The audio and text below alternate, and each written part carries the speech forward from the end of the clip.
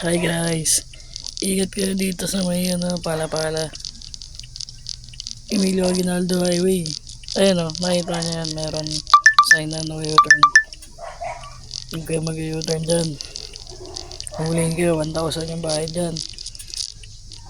Paglampas din ng overpass, meron din yan, kabilaan yan. Bawal mag-U-turn. Northbound, southbound, bawal mag-U-turn dyan.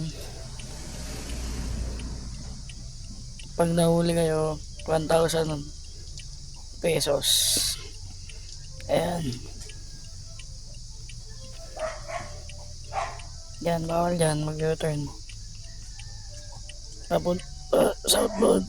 Ayan, yung motor nag-U-turn. Huhulihin yan dyan sa stoplight.